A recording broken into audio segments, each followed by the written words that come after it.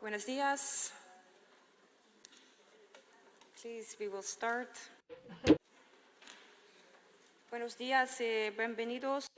Good afternoon. Welcome. Welcome to the Euro-Latin American Women's Forum.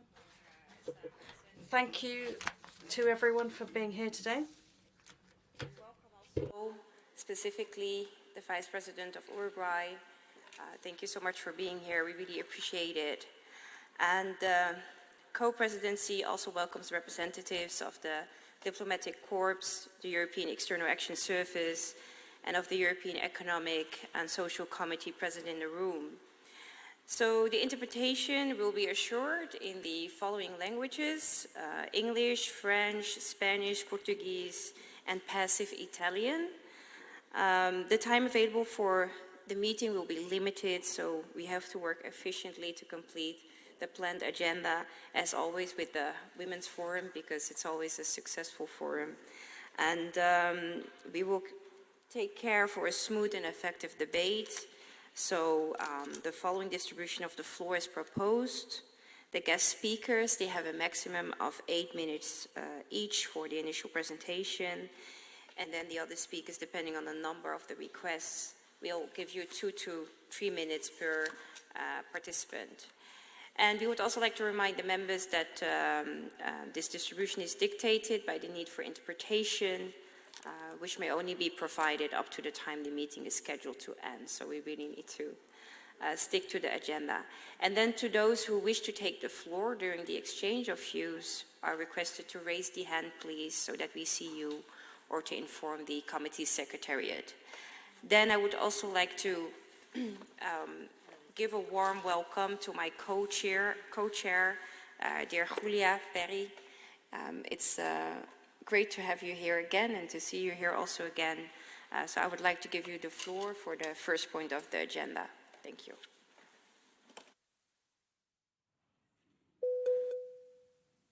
Bueno, muchísimas gracias. Muchas gracias. Good. Thank you very much, Co-President Samira. It's a great pleasure to be able to share this day with every one of you in this Women's Forum, which has been working over the many years, both in Latin America and in Europe, in the Latin American Parliament, in the European Parliament. We have been really establishing a women's agenda and shining a light on the issues that women face in Latin America and in Europe and the situations they face. And of course, there are differences that apply. I'd like to welcome all my friends, all the ladies and colleagues who are part of this forum, the colleagues from the Latin American Parliament, from the European Parliament. I thank Javi Lopez as well for being here today, President Javi Lopez, and it's very important that you are here today. So with this, I think we need to begin our work. We have a number of extremely committed women who are very committed to their causes. So without further ado, let us hear all the participants. Thank you. Okay. Bueno, gracias, Samira, por... Thank you very much, Samira. Thank you. We're now in item 2 of the agenda, and that's the adoption of the agenda. We have an item for discussion. I think we're all familiar with this. Vulnerability and in socio-economic terms in Europe and in Latin America. Okay. Gracias, Julia. Okay, we will continue with point 3 on the agenda. That is the vulnerabilities of the socio-economic position of women in Europe and Latin America. And we are very honored to have this prestigious panel with amazing speakers. So we would like to extend our gratitude to the speakers for accepting our invitation. First of all, I would like to start with Vice President of Uruguay, Beatriz Argimon. We have Jorien Buiten, Member of Parliament to the Netherlands on behalf of D66, former Minister of Sint Maarten and current Member of Parliament for D66 in the Dutch Parliament. And then we also have Dr. Raquel Cremades, Specialist in Economic Empowerment Policies at the Regional Office for the Americas and the Caribbean of UN Women. Laura Arroyo, Specialist in Political Communication and Critical Discourse Analysis. Roxana Nicula, President of the Foundation for the Advancement of Liberty, and Odilia Abreu, Senior Project Manager, Mediterranean Dialogue, Friedrich Naumann Foundation, Spain. So this is a great panel to have. Thank you again for joining. And it's a very important topic that we will discuss on the economic position of women, because the economic position of women is a key factor for the entire economy. If we want our economies to grow and stay healthy, we need to make sure that we empower them in all other dimensions. And the recent inflation crisis and COVID-19 pandemic laid bare how even in vulnerable socio-economic times, women are more vulnerable. And in both the continents, we still have to work ahead of us to ensure a truly inclusive economy. And in the European Union, we have only recently signed off on the new European Directive Pay Transparency, which will tackle the stubborn gender pay gap. After 10 years of deadlock, we finally have a gender quota for boardrooms, and we still need to continue with more legislation to make sure that the socio-economic position of women is being protected. So today, we focus on what lies ahead for both of the continents. So what other interventions do we need to take to empower women in reaching their full potential in the labor market? And how do we structurally adapt the current situation to fit the needs of women? And this is in light of the new situation that is existing worldwide, the trade agreements, the economic partnerships that we are trying to close between between the EU and Latin America. That is also an opportunity to make sure that women, as in female consumers, but also female entrepreneurs, have a strong position in these kind of agreements. So let us also discuss what kind of actions we can undertake there. So it is an honor to have this great panel with such an experience with us. I don't want to take a lot of time, so I would like to give the floor for 8 minutes to each speaker, and we will start with the Vice President of Uruguay. Again, it's an honor to have you, and please, Vice President Argimon, go ahead.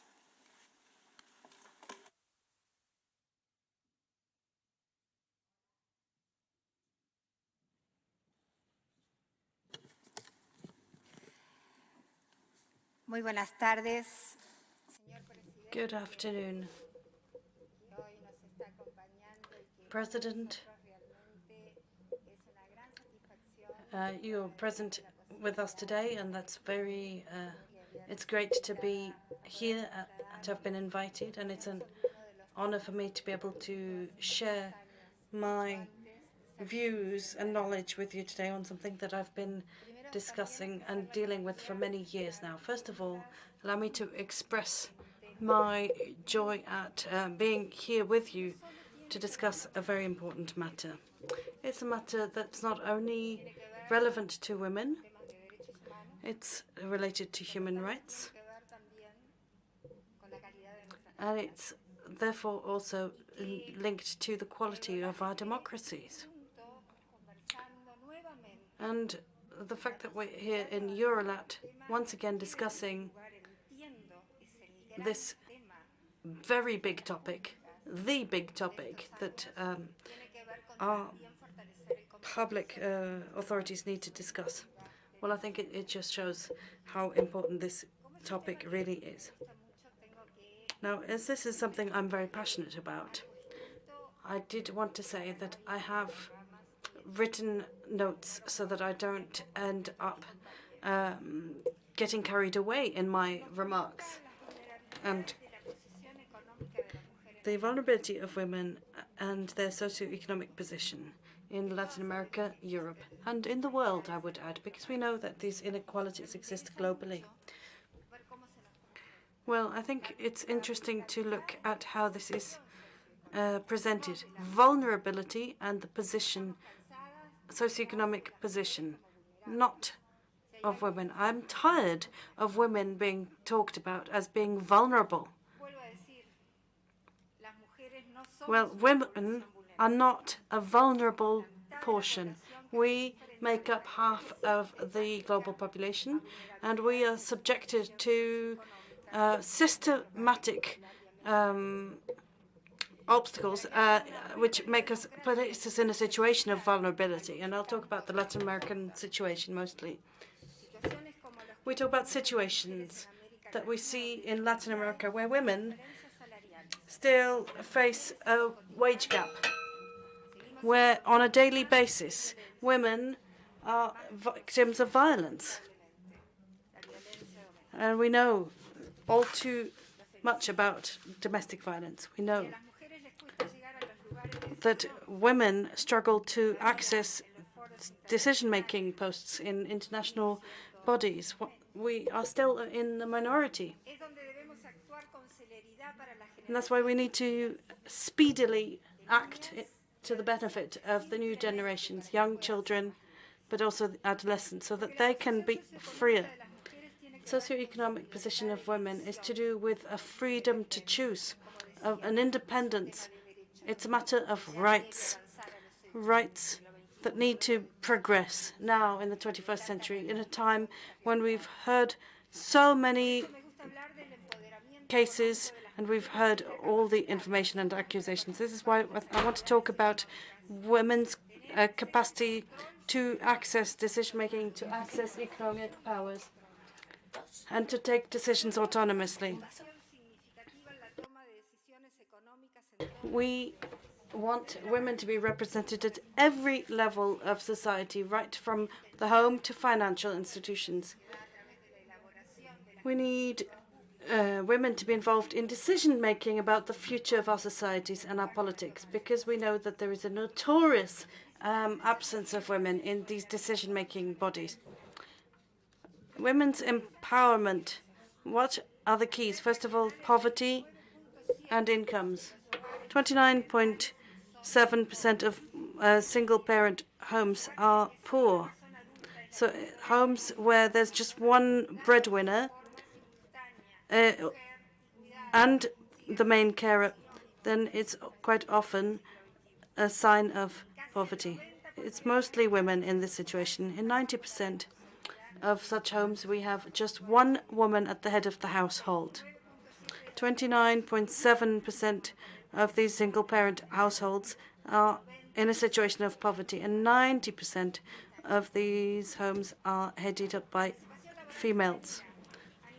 Female poverty, well, when it comes to women's participation in the labor market, we've seen a number of different obstacles.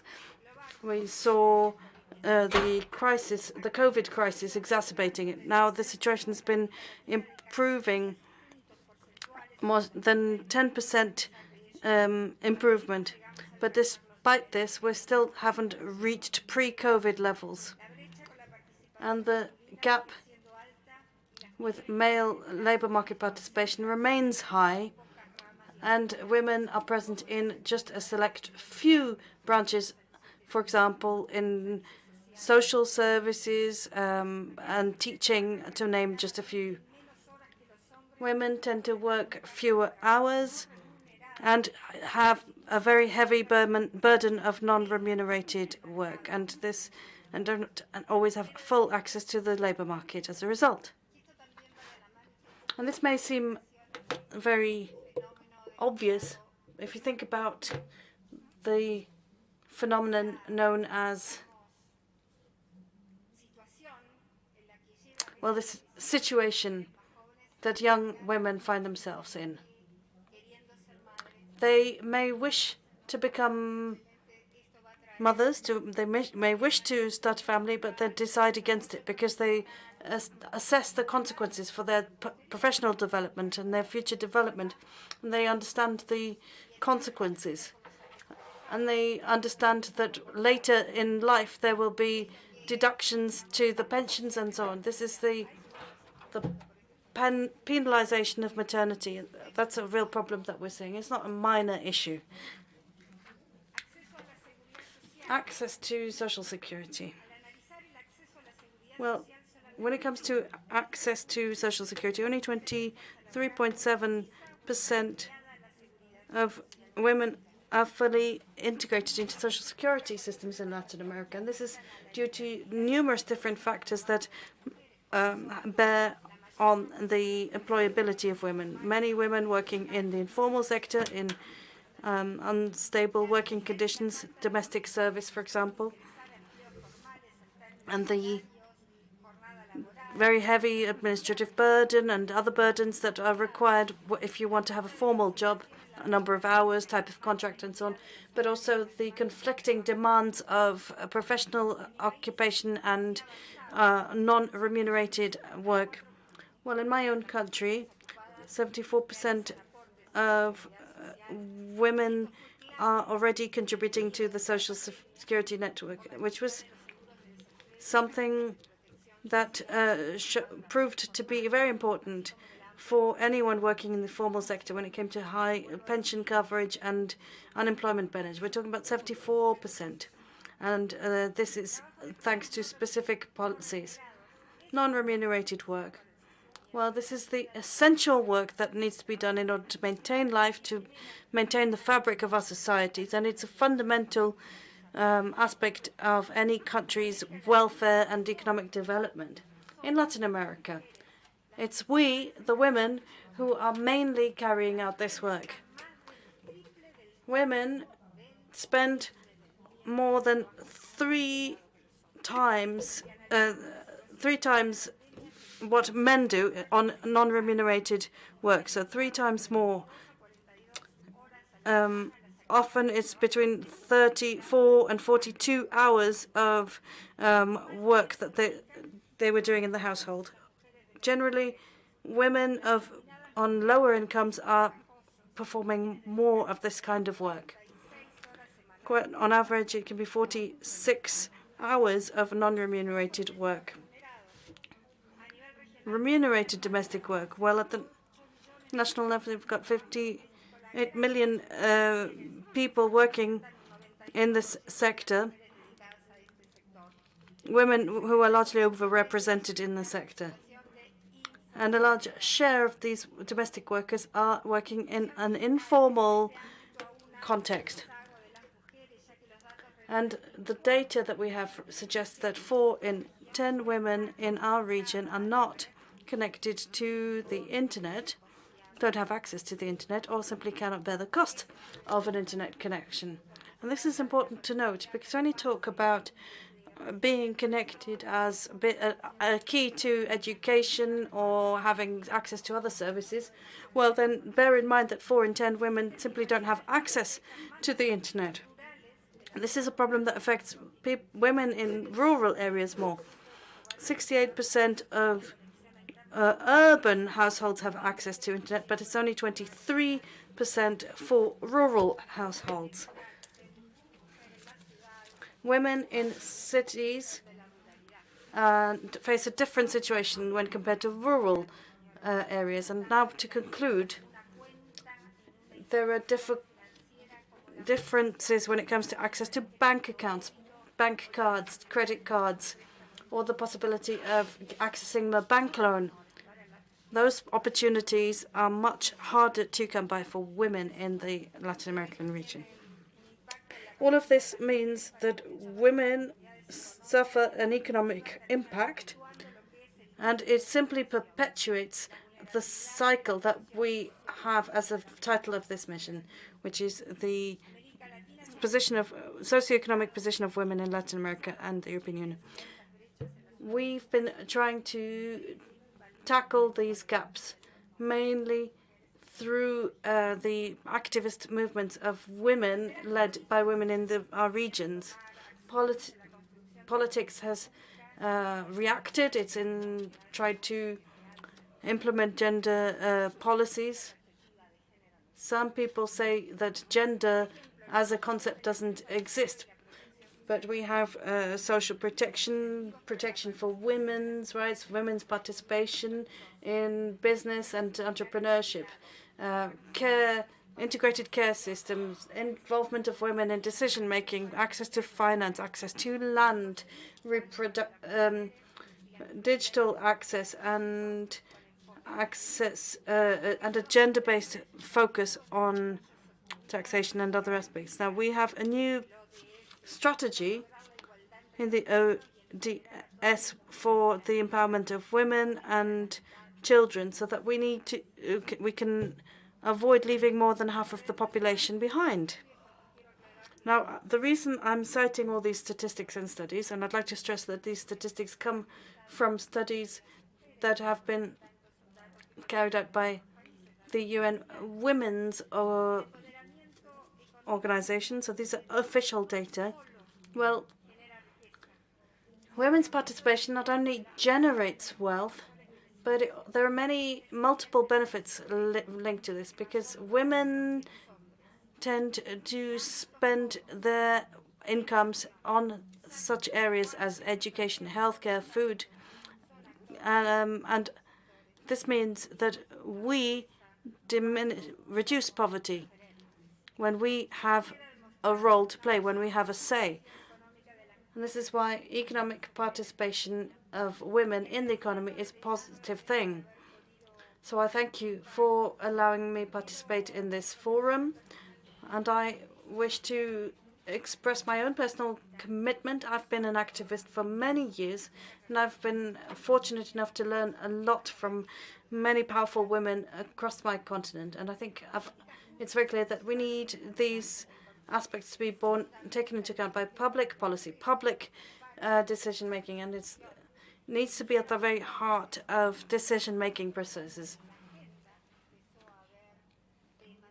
We saw in these issues being discussed many issues that deal with human rights, and there's another issue that is at stake here: the quality of our democracy. You cannot have a solid, sound democracy if you don't have women participating in decision-making and public institutions.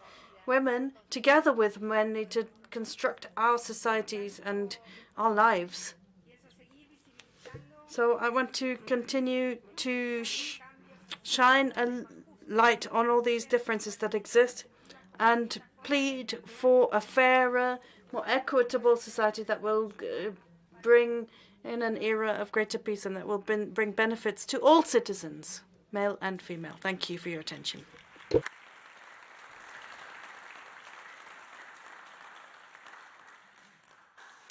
Muchas gracias. Thank you very much, Vice President. That was excellent and inspiring and very progressive. This is a really good start of the panel, and we totally agree. If we want to have a high quality of democracy, then we absolutely need women to sit at the table and be part of decision making. Powerful words. So we will continue with our next speaker, Ms. Jorien Wuiten. She's a member of parliament to the Netherlands, and she's also former Minister of Sint Maarten. I would like to give the floor to Ms. Jorien Wuiten. Please go ahead. Thank you, Madam Chair.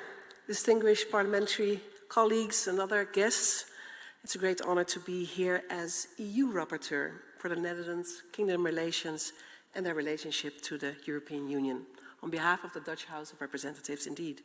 In this capacity of rapporteur, with the responsibility to report back to the Dutch House of Representatives, I feel very privileged to have the opportunity to be informed about your program, the consultations and objective of this Euro-Latin American Parliamentary Assembly. I also hope that we are able to meet maybe in person, because as also our Prime Minister mentioned, the opportunity to listen is very important in our engagement moving forward. It's even more of an honor to be invited, of course, to this panel, for consultations to discuss socioeconomic vulnerabilities of women in Europe and in Latin America. So important. It's good to be here. And in this panel to share perspectives on how women in both Latin American and also European continents are performing, their specific challenges and the existing gaps, their growth and their opportunities in what we do and what we prioritize and what we consider important in the political work of our respective parliaments.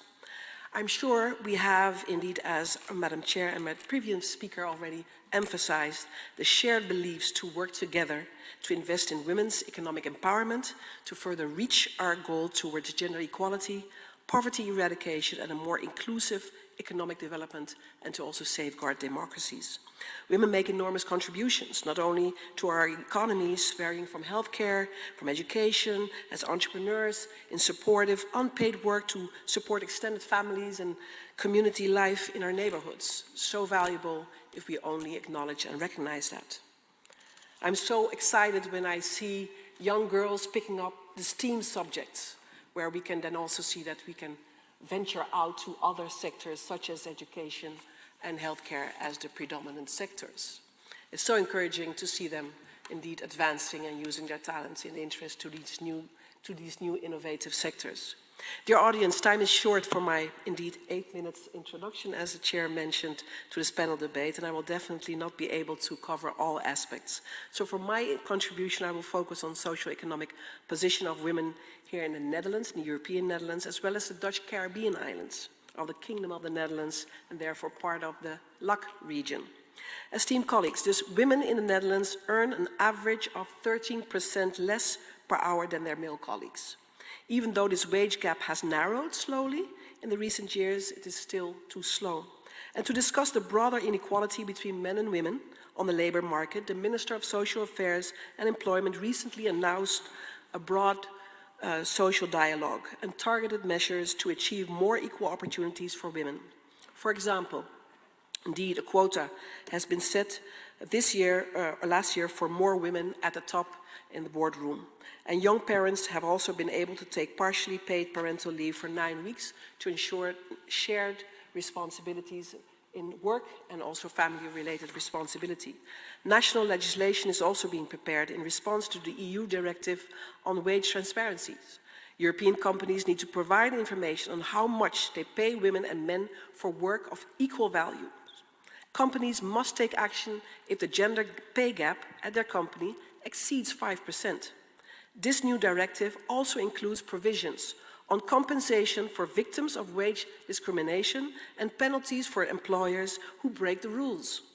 The national legislation is advancing in order to adhere to this important EU standard. The 5 core issues which the Netherlands focuses on are, of course, implementing UN resolutions on women, peace and security, combating violence against women, preventing child marriages, promoting political and economic participation by women, achieving gender equality between men and women, those 5 areas. And I'm sure it may have been noticed, but our Dutch Cabinet of Ministers made history last week, with more women than men as ministers and junior ministers in the cabinet for the first time in our history of our democracy. But this happens in the backdrop of vicious hatred campaigns on social media and misogyny against women in leadership positions in public life. On the other hand, it's also the backdrop that we made improvements to sexual reproductive health measures with regards to, an example, access to abortion services. But also the backdrop of the childcare benefits scandal with regards to the distribution of childcare benefits, causing families, and especially women, financial hardships to their children. And on top of that, the additional conclusion that racial profiling caused more harm to families and ethnic groups within the Netherlands. And it also therefore brings me to women in the Caribbean part of the Kingdom of the Netherlands. As spokesperson for Kingdom relations for my party, Democrats 66, this is a topic that I focus on these past 2.5 years of my political work. While we refer to the Netherlands, of course, as solely a European country, in actuality and in international affairs, the Netherlands is a state, officially named the Kingdom of the Netherlands, consisting of not 1, but 4 countries, of which 3 are Caribbean constituent countries, with Aruba, Curaçao, and close to Venezuela and Colombia, and Sint Maarten with approximately in total 350,000 citizens. In addition, the Caribbean islands of Ceiba, Statia and Bonaire are now special municipalities since 2010, and they are therefore part and integrated into the Netherlands. As non-independent small island development states, we see that the islands are more vulnerable to natural shocks, to stagnant economies, and to growing poverty and political instability. And due to these developments, the political agenda for the Caribbean has, luckily so, improved recently. While all citizens on these 6 islands are Dutch, and as such carry a passport of the European Union, they are not an integral part of, but associated with the European Union through their status of overseas countries and territories, the OCTs. And this, however, limits the collaboration and access to special EU funds and programs, which is therefore challenging. And similar to the entire Caribbean, the role of women is diverse, with, on one hand, lower participation on the labor market, populations on the islands with more women than men due to migration of predominantly men, single-parent families with women as the head of the household, with lower incomes, and indeed also growing a relatively higher numbers of migrant women from other Caribbean or Latin American countries. At the same time, Caribbean women hold strong leadership positions, with, for instance, 2 current prime ministers of the 3 Caribbean countries in the Kingdom of the Netherlands, therefore being women. And the first ever prime minister within the Kingdom of the Netherlands was also a woman years ago. So there's also indeed, as was mentioned in the previous sub-session, a lot of things to learn also vice versa from the Caribbean, Latin American continent towards Europe and vice versa. In the aftermath of Hurricane Irma and during COVID pandemics, of course, the conclusions are similar to what was mentioned by the previous speakers. The global developments indicate that women and girls are disproportionately affected. Women struggle disproportionately with livelihood losses, little stability, or indeed also education disruptions affecting their lifelong learning opportunities.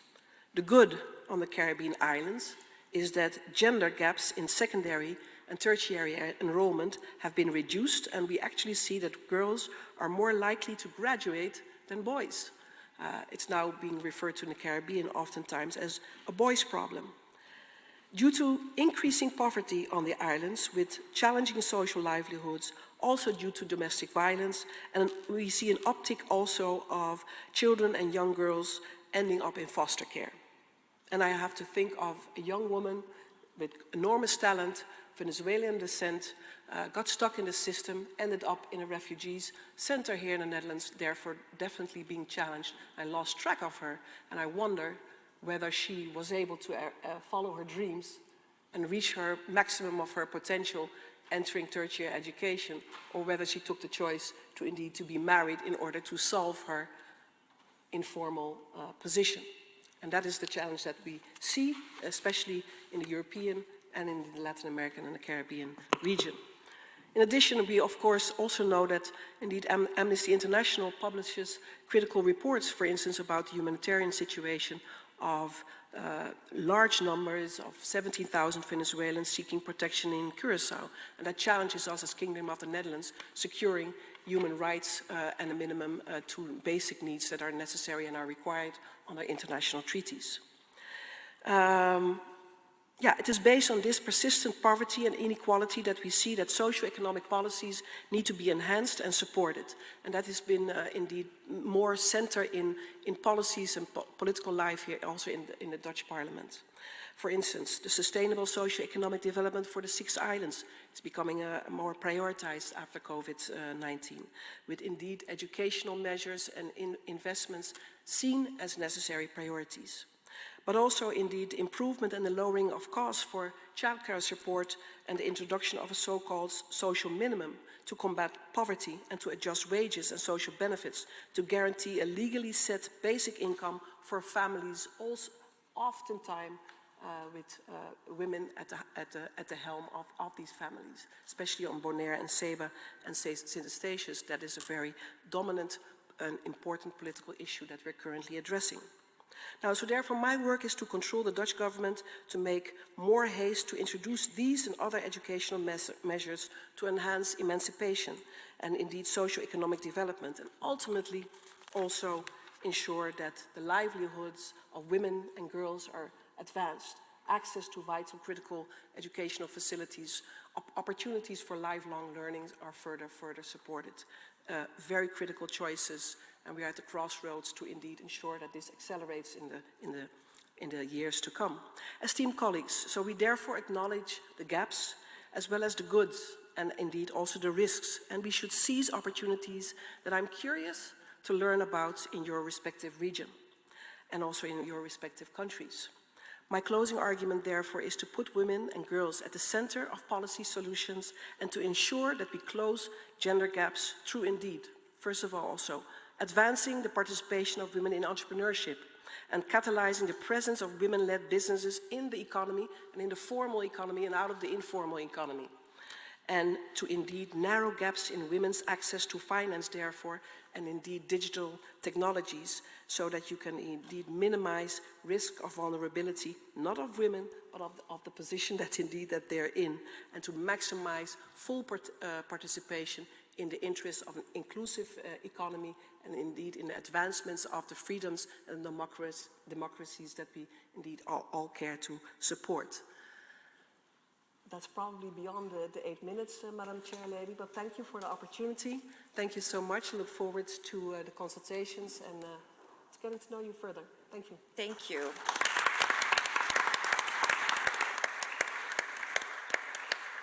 Thank you very much, Ms. Wuiten, and it's an excellent perspective that you gave with very concrete examples also on the specific relationship between Latin America and the Caribbean, and therefore where the EU needs to step in. We'll definitely elaborate on that during the panel and after. So we will continue with our next speaker, Ms. Dr. Raquel Coelho Cremades. She's a specialist in economic empowerment policies at the Regional Office for the Americas and the Caribbean of UN Women. So please go ahead.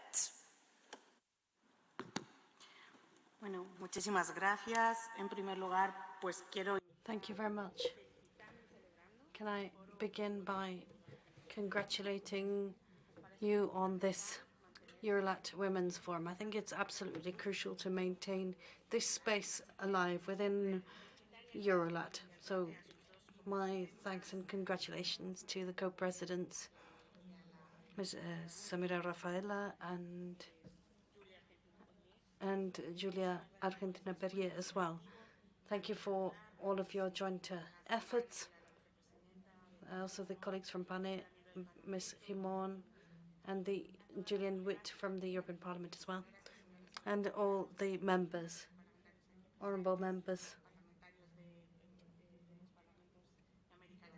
parliamentarians of both sides. Thank you for being here today. This EuroLat is being held at a point in time that really is special in the relations between Europe and Latin America and the Caribbean. We had a time when we had the pandemic challenging us, and when cooperation between both regions and these bi-regional relations now find themselves in a unique situation and context. Now, if we find ourselves in a context of common challenges, living in regions that share values, we have well-established values on defense of human rights, defense of inclusive societies, democratic societies. We should protect all of these values as treasured possessions. Now, Vice President Leticia Jimenez has already said this. We can't protect and cultivate our democracies if we don't ensure that we have full participation and involvement of women. This afternoon, I want to focus on one shared aspect that some previous speakers already raised. One thing that is really standing in the way of full participation. Let me give you an example to illustrate this. Let's imagine that you have a budget of 24 hours in the day. And I'm asked to contribute 6 for the common good. And the man standing in front of me, any colleague, is asked to contribute 2. Well, so I have the same amount of time, and I'm left with 18, whereas my male colleague might have 22 hours to do the same work. Well, this is exactly what's happening when it comes to non-remunerated work. And that's something we need to discuss. When we talk about caring, it's not something that's a distant problem that our mothers can deal with. No, we're talking about the everyday work that we all require. All of us, each and everyone sitting here, one day needed our clothes to be washed, ironed, our food to be prepared and cooked for us. All of these tasks needed to be carried out to allow us to function. Now, it's true that at certain times in our lives, when we have young children or when we have a sick relative or an elderly relative in a time of difficulty, we do need to invest more time. But caring functions are things that we are affected by and everyone is affected by. And it's relevant to everyone, also men. Now, the facts and figures I've mentioned are real. In Latin America and in Europe, women do 3 times as much non-remunerated work as men. And so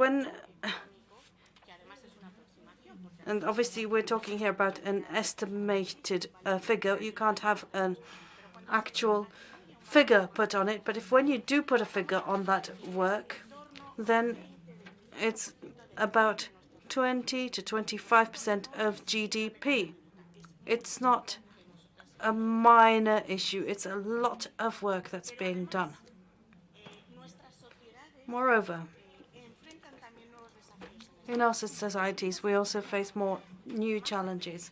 We're seeing aging societies, aging populations, and this is going to mean that there's going to be more work, caring work needed. We have the consequences of climate change, or the scarcity of natural resources. All of this is going to make it difficult to access basic things like food and water. And furthermore, we also live in societies where we, not just because of a matter of our own desire and autonomy, women need to access the labor market. And we heard of the figure of about 30% of single-parent family. Those families don't have, there's no such thing as making a choice of whether to go to work or look after the family. There's simply no choice. You have to do both. And in these societies where there's ever less time to provide the care work that needs to be done, governments need to step in. And I'm not saying that the governments need to do everything and step in for everything, but we need a new perspective, a new approach on policy making so that we can talk about these societies of care. We need to put care at the center and just think about public policies, transport policies, for example, how we're affecting how we deal with education centers, healthcare centers, infrastructure. What sort of infrastructure do we need in terms of nurseries, and etc. Let's place care at the heart of decision making. Now, there's also the fiscal aspect. We pay a lot in terms of the price of bearing the cost of the pandemic and the consequence afterwards. But I do have some good news. When it comes to care policies, these have a high impact and a high return. We have ILO assessments of this. If you spend on care, then you're creating more jobs than if you were to invest the same amount in public works. So if we're going to put money into these businesses, and then you're going to have investment that's immediately going to generate employment. It's going to generate high-quality employment. It's going to generate social security payments.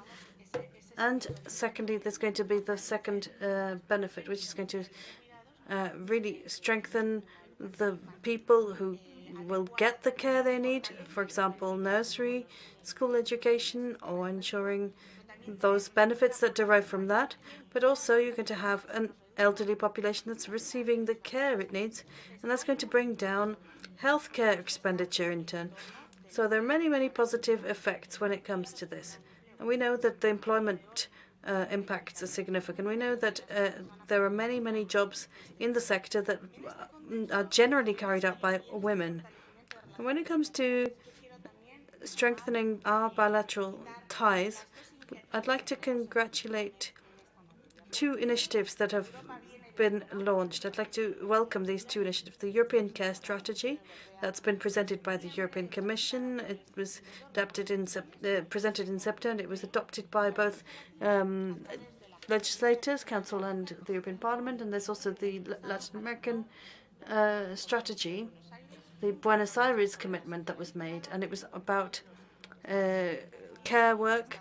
And it was signed by all the Latin American bodies and also some European players.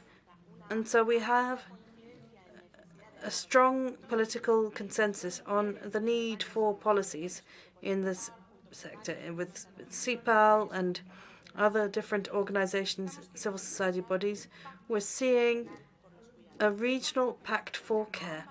And that means that both regions will be able to move forward together, share experience, will be able to come closer via exchanges, and truly place this agenda at the heart of our society. So we need to live in a society that doesn't leave behind those people, the people who can't afford care. Now, care should be a right, and I'm aware of the time, and I'm very grateful that we have this space for discussion. I think it should be a space for people to listen to one another and also to come together, where we share so many challenges, so many values together, and where we really can make a difference. Thank you.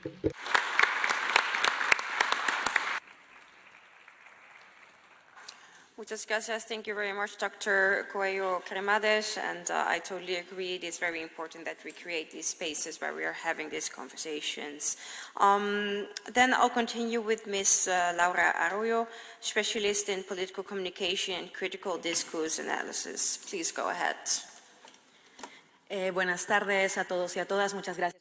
Good afternoon, everybody, and thank you very much indeed, in particular, Julia and Samira, for the invitation and for this meeting. As the previous experts have said, we very much need to have these spaces where we can exchange ideas and views. I have been thinking a great deal about the needs of vulnerable people and vulnerable groups, and the more I think about it, the more I think that my perspective, which is of a number of different cultures. I am actually Peruvian, but I have been living here in Spain for 10 years. So it gives me a unique perspective. I can comment on my homeland and what's right and what's good and what's wrong there. And I can also see things from a Spanish perspective, and therefore I think I have a uniquely valuable perspective.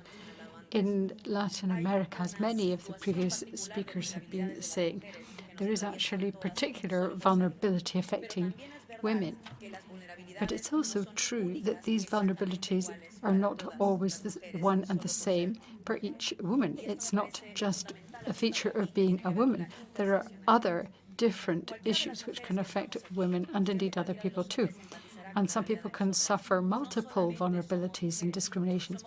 So not only are we are women in many other things too. Now, by way of my person, I am a woman, clearly. But I'm also a migrant woman.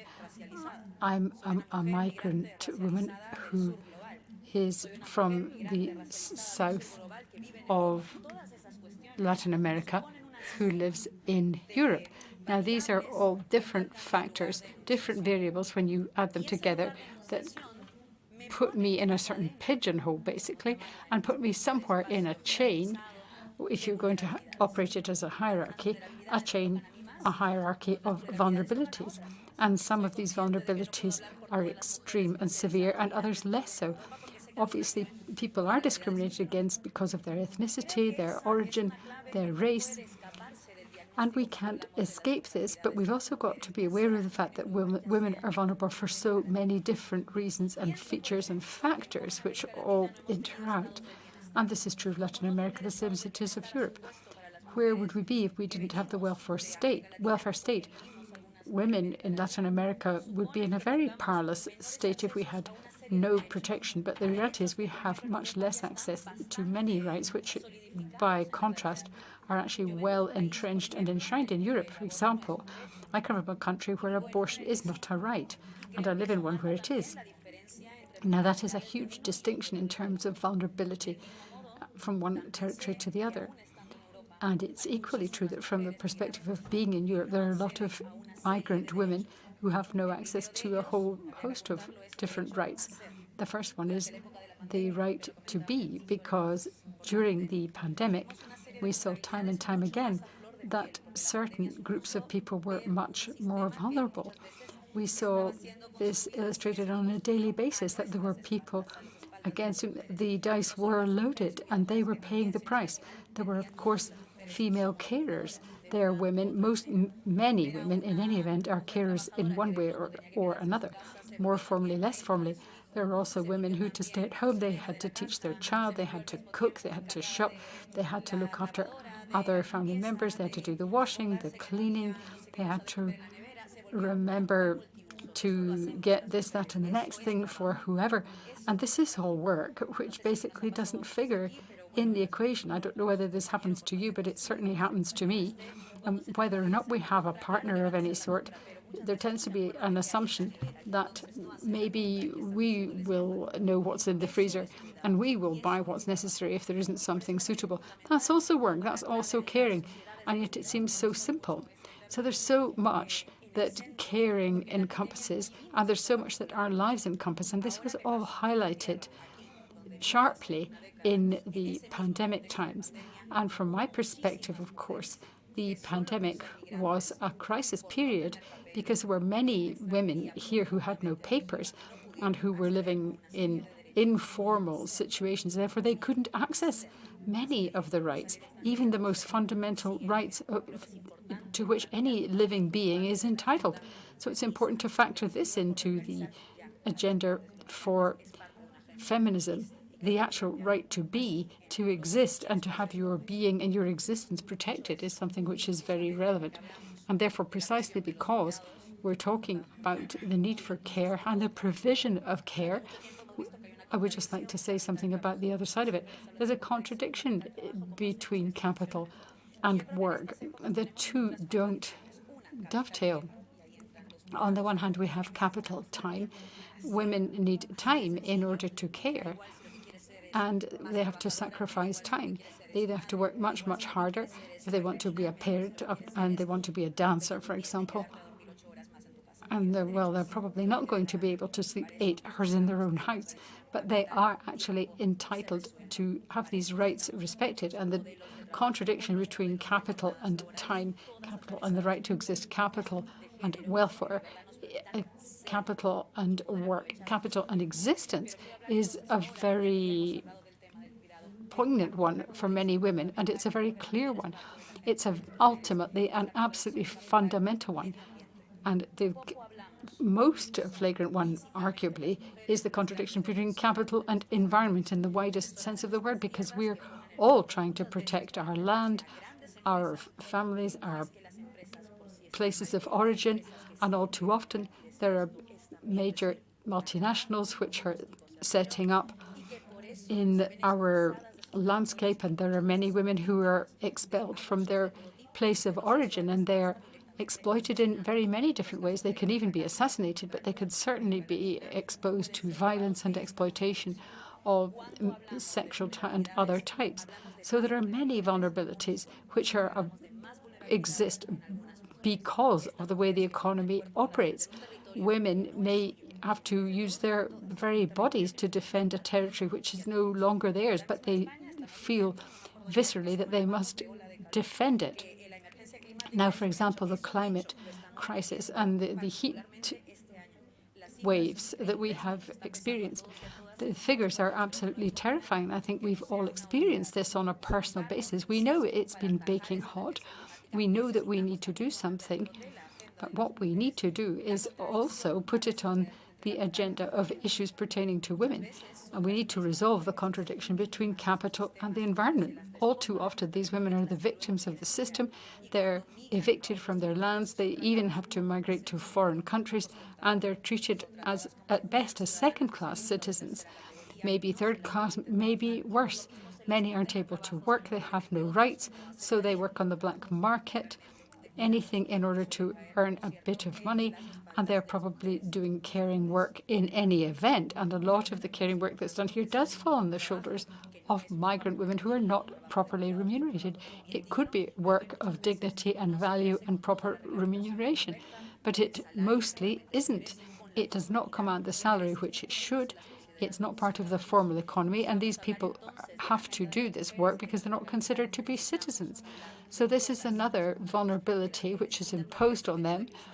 It is imposed on many women, and that is to say nothing of the glass ceiling which keeps all of us in a place below that to which we could aspire and which we ought to be entitled to progress.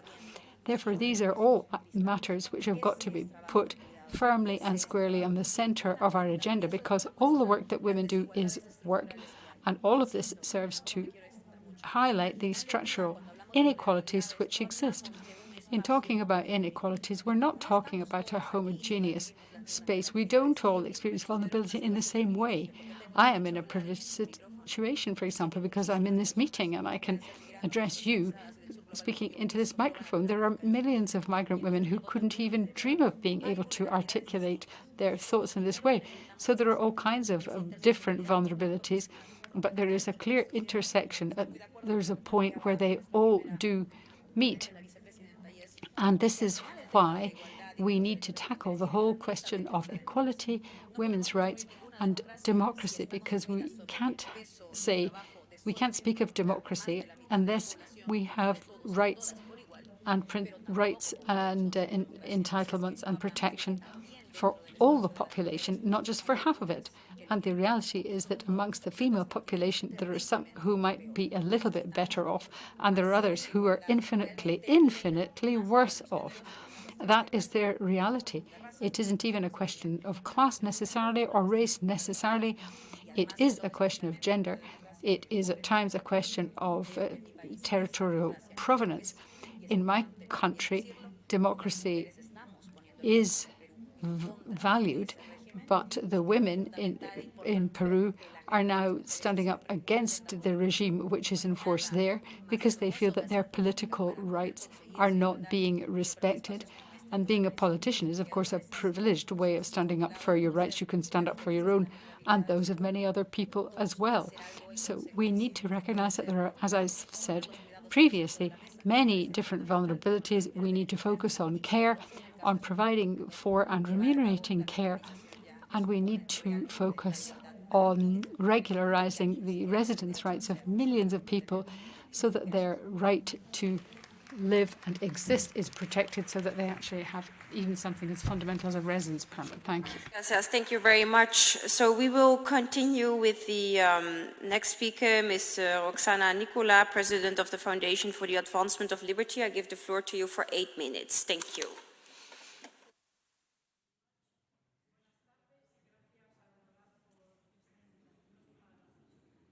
Para hablar sobre las soluciones para acabar con las I would like to talk about the solutions to problems of vulnerability of women in our societies. Now, it's true that decision makers and political decision makers need to understand that equality under the law isn't the same as equality. One does away with differences and diversity in society, and the other, in fact, actually allows for peaceful coexistence and the individual rights of people being respected. Half of all those people are women. So dealing with the problem of individual privileges that certain few hold to the detriment of those who don't have those privileges. Women don't need preferential treatment. They simply need equal treatment in line with their skills and abilities and the power to decide and shape their own lives. We have century-long disadvantage and burden, but in recent years we've been able to make strides towards accessing the rights that are ours. Now, still, we have a long way to go in many countries. The latest data from the World Bank on women and in business and the law from 2023 speak volumes. Equality before the law and opportunities for women versus men in the world from the Foundation for Advancement of Liberty. 2.4 million women currently do not have equal rights to work or run a business. 14 economies out of 198 countries have a legal framework that in fact guarantee this equality before the law, including Spain. So that's something we can be happy about. But there are three indicators that indicate socioeconomic vulnerability, and they are moving forward at a snail's pace when you come to analyze them. Mobility, assets, and entrepreneurship. So the possibility to be mobile, changing country, to work, seek employment from one place to another, the possibility to acquire assets and invest, for example, but also the possibility to open a business and to be self-employed, for example.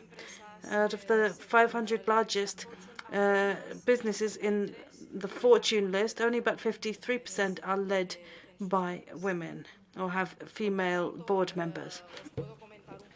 So what I can say to you is that based on my own life experience, having held different positions, also having led the foundations for women and liberty, and I've also held been a mother, and having lived under dictatorship, which sadly wanted to turn this country into the new North Korea for Europe. Well, I can say that there's no better thing to bring about change there's no better system than a liberal democracy. That's the system that really defends equality before the law. Any other system, in fact, involves high levels of interventionism or authoritarianism, where women always end up losing personal autonomy, access to prosperity, and also there are many disadvantages. And this is why in my book I stress the aspects that I think really should be developed further in order to ensure that women truly get this autonomy and freedom and stop being economically vulnerable or socially vulnerable. Now we need to move away from the stereotypes of female stereotypes. Becoming a mother should be a choice, not an obligation, and women should have a right to define their own sexuality in a safe and healthy way. Now we've got different bodies that are linked to authoritarian movements that have an exclusive kind of view that will say that they want us to subject to the will of our masters, but not be masters of our own will. And we have as many types of women as there are women in the world. That's the fact that needs to be understood. Well, and the fact that these archetypes are still being used on the right and on the left extremes are linked to the fact that we have these ideas about reproductive models. We've got different regulations that are being debated in these terms. And pushed by different interest groups, including the church. Now, we keep hearing in Spain, we have two different forms of radical socialism. Communist and other branches are trying to impose controls on women's bodies, their sexuality, and trying to regulate the most intimate parts of our lives. And in Latin America, many girls become mothers against their own wills, against their own wishes, because they've been raped by relatives in the family, and then they're forced to proceed with an undesired pregnancy, because there's still no proper separation between the state and the church. And amongst the 23 Latin American countries, only 3, Uruguay, Colombia, and Mexico, are in the top 20 list of the Funda Lib ranking, which is put together by the influencer Gloria Alvarez, amongst others. So, private property. Well, we have the obstacle which still remains in Europe and Latin America when it comes to having private property. Well, private property, there's obviously the decision about your own body, but there's also the economic side, the economic independence to choose how you feed yourself, dress yourself, get an education, and to do all of this without getting authorization from some other entity, or generally a man. If you look at the makeup of different governments, and you look at dictatorial or authoritarian states, Russia, China, North Korea, Venezuela, Cuba, Hungary, Poland, then it becomes very clear that men are still very much in charge. So it's urgent that we have a deep rooted change and recognize the right to private property, and that government shouldn't be able to encourage that. You can't have an economic or social revolution dealing a blow to vulnerability of women without the recognition of the right to private property. Now let me turn to economic independence. Excessive bureaucratic burden and the negative impacts that derive from this mean that you extract a lot of what's generated through taxation. We get justification that is that these are used to provide public services, which are often inflexible and extremely expensive, but also displace more efficient and cost-effective services that could be provided by the market. So the result isn't something to be neglected, and the trend isn't going anywhere. Now, well, people suffering are women. Their incomes are being squeezed, and it's disproportionate when you compare to men. And if you look at creating genuine market economy, well, this isn't being achieved. We don't have solved the problems by having market intervention. It doesn't solve the problem of women. When it's the market that should be guiding us. Now, we have inherited disadvantages. We don't have the competence. Now, we tend to put the family first before our professions. And so that means that we actually forego the opportunity for career advancement and economic advancement. Well, economic opportunities are harder to access for women than men. There was a study that showed the retirement situation of women compared to men, and it showed that everything that happens, in fact, weakens women's capacity to make savings. Now, women are really paying a very heavy price because they're not able to deal with things like bureaucratic procedures and sanctions. If you look at self-employed women, women are paying some 4,500 euros per annum, and you have to do this whether you're going to have an income of 100 or 1,000 euros per month.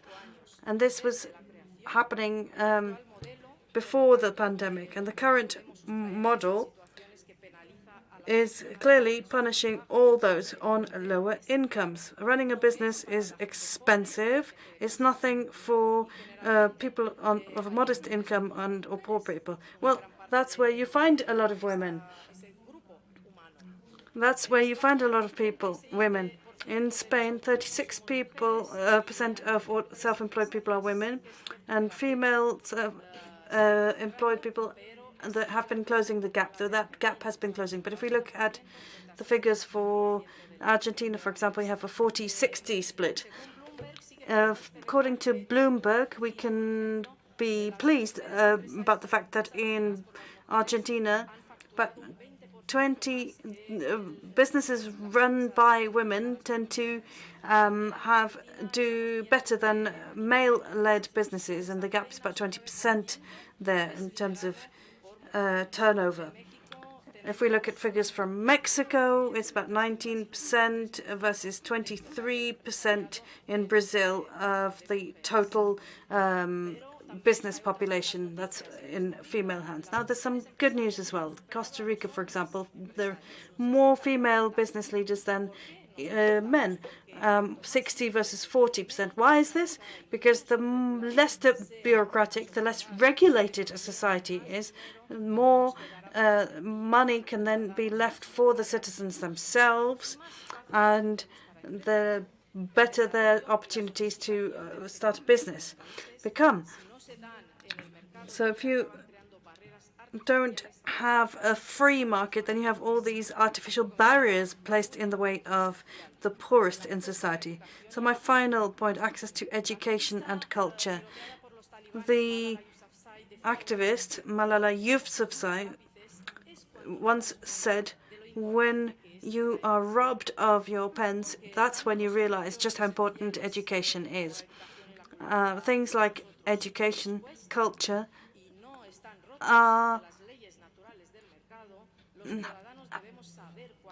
need to be protected, and citizens ought to understand what the real cost is, and they shouldn't have the state in the way of it.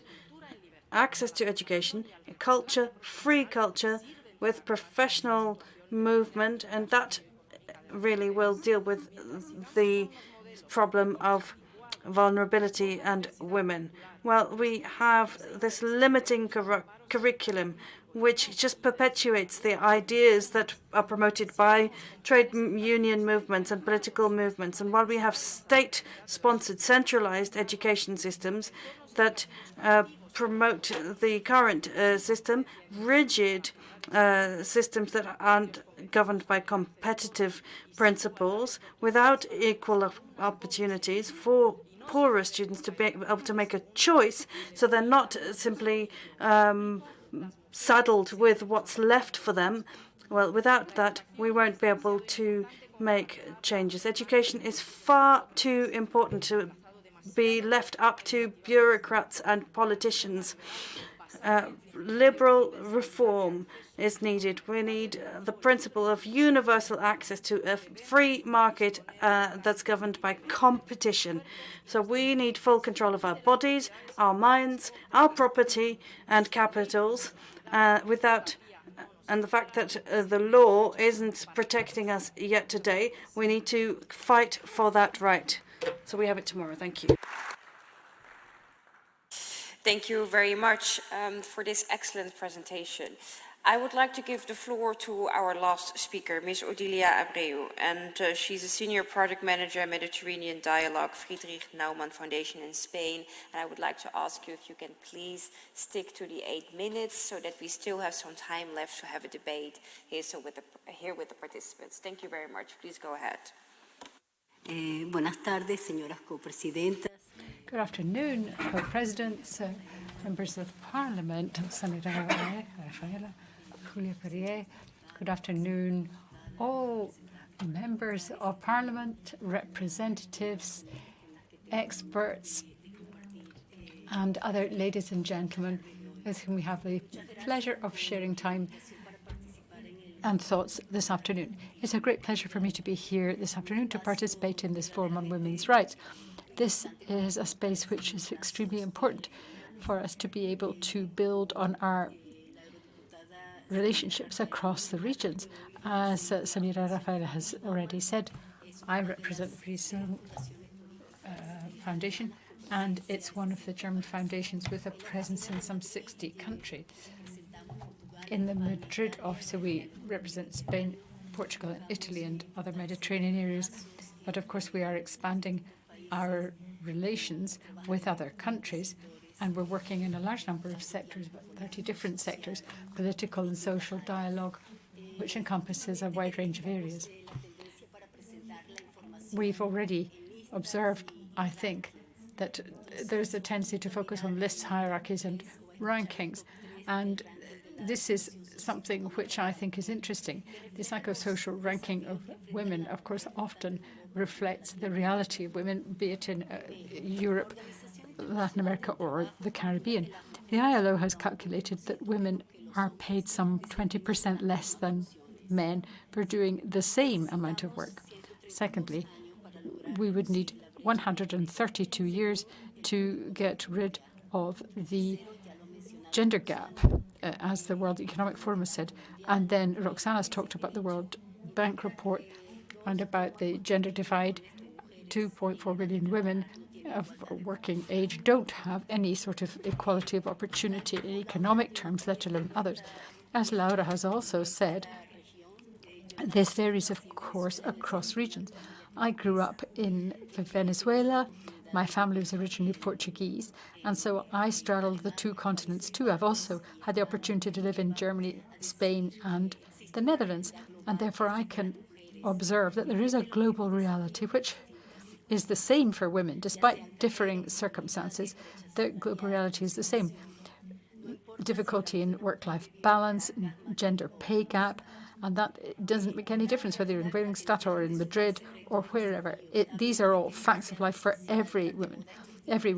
Of course, there's now AI coming into the equation, and some 72% of people working in that sector are not women. And there is a very important observation to be made at this point, which is that all the new technologies and the algorithms which are being introduced, all of them in the world, would actually underline the discrimination there is against women. Many statements and declarations are made about the need to address the rankings of women in the economic sector and the need to address discrimination at regional level and at national level. But it's a question of something actually being done about it. As the Vice President has said, it isn't just a question of women's rights, it's a question of human rights.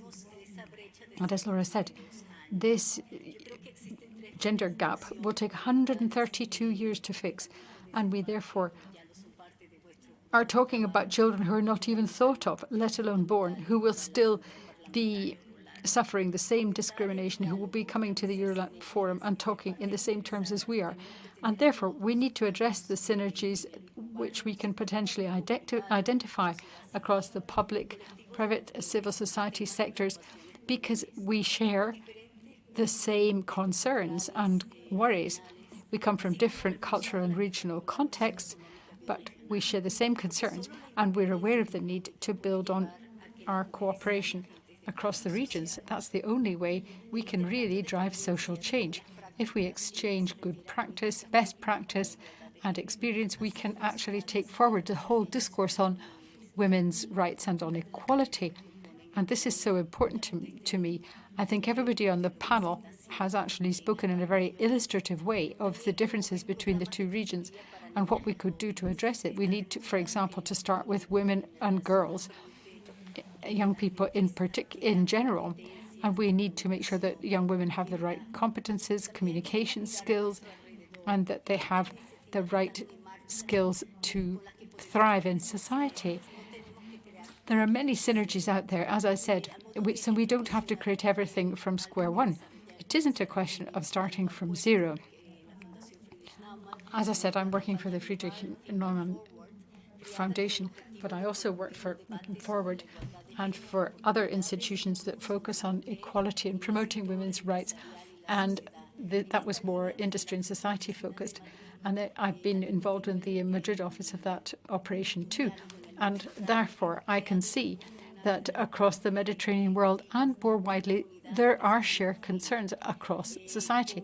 There's a community called Euphonia, which is actually working on a platform which will facilitate exchange of best practice and create opportunities for exchanges of views and bringing people together to discuss political initiatives and also to give support and advice to young people.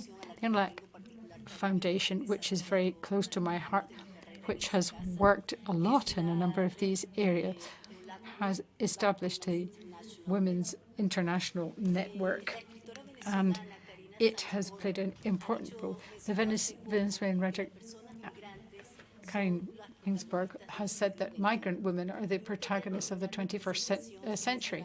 And I quite agree with her, because migrant women have done so much to highlight the vulnerabilities of women and to help to address the concerns and the discrimination which afflict women. I think it is a very critical part of the whole mosaic of relationships between the Latin American continent and Europe. And it's not just because I know from a personal experience the vulnerabilities of women that I'm saying this, but also because I know that there's the economic, the culture, and the societal dimension to all these matters. Allow me, from anecdotal experience, to tell you about my grandparents who left their homelands, Spain, Portugal, Italy, and they went to Latin America and the Caribbean. And these were the first people who, in my family, who went there. And they were the people who were our reference points in our lives growing up. They were migrants and they had come from a country of origin and they were living and working in a new country. We, in the same way as migrant women, are a reference point for young women and young families now, and more widely in a community. Obviously, grandparents are always a fundamental beacon in the life of young people, and the grandmother is very important to a young woman. But more widely, every single one of us is aware of the fact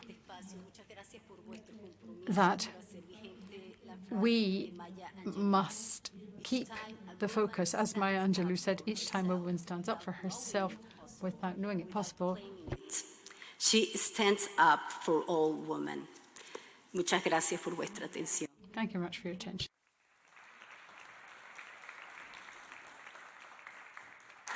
Muchas gracias. Thank you very much. And that is indeed a wonderful quote that basically says it all and summarizes it all. So we will continue now with the debate with the participants here in the room. I guess some of you would like to ask a question or maybe to share a comment. I can give you 1.5 minutes each, and after that I really need to cut you off friendly. So are there any comments or questions you have for this excellent panel? I look in the room. Yes, I would like to go to our Vice President of the European Parliament, Marc Angel. Please go ahead.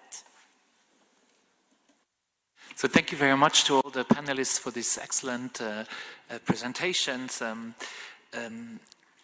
When we talk about vulnerabilities, of course, in Europe, we know that 7.7 million women are out of work because of care responsibility. So the care strategy is very important, and I was very happy to hear that also in Latin America, this is a big subject, and I think on a bi-regional basis, we should really work together and exchange and learn how we can make our care strategies a success, because that's important.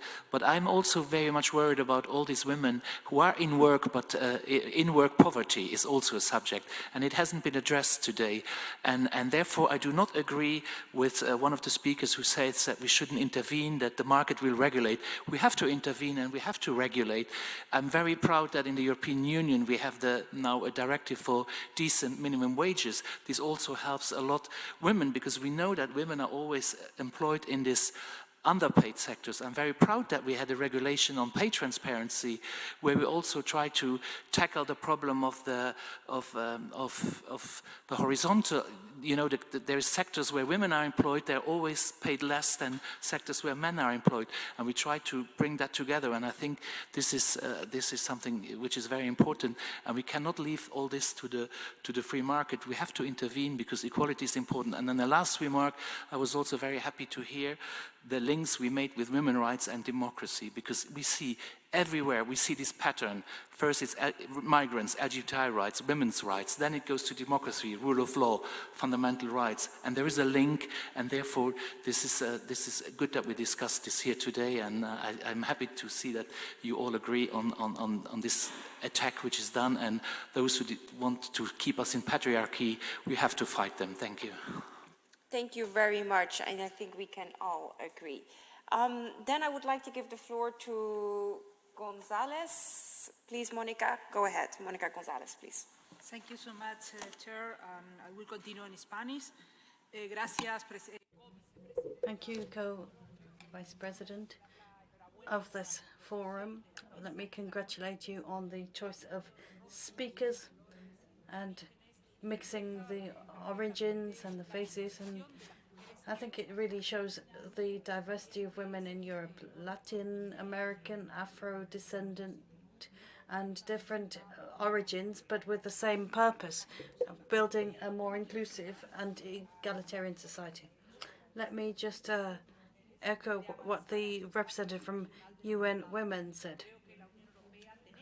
I think in Europe we do have enough instruments on cooperation. We've been working on them for a long time. We need to take stock, look at what's worked, what hasn't worked, and perhaps look at the cooperation instruments that we have. We have the NDICI, we have others, and these instruments can make it possible for us to move forward in the caring society, so that we can do that we have the Buenos Aires Declaration, we have the care strategy in Europe, and I was part of the parliamentary forum, and in fact it's also present in the December EuroLat, where there was a paragraph on care. So I think that's something we need to continue working on. Thank you, and congratulations to the Vice President of Uruguay on a very, very powerful statement that you made about Uruguay. Thank you. To hear Ms. Carvalho, please go ahead. Thank you, Co-President. I will speak in Portuguese. I simply wish to note a very important development, something that's very important that's taken place in Europe over the past year, and I worked very together with my colleague Samira Rafael. We worked on the women's on boards file. This is a directive which talks about the need to have women on boards in the big countries, and it's going to be 33% quota, and for non-executive positions it's going to be over 40%, so for non-executive posts, and 33% for executive posts. So that's a major step. It was a long fought battle, and I just wanted to share this information with you and ask whether on what the situation is like currently on the Latin American side in this field. Thank you. Thank you very much, obrigada. And then we continue with one more participant, please. Mr. Lapisa Carrion, go ahead.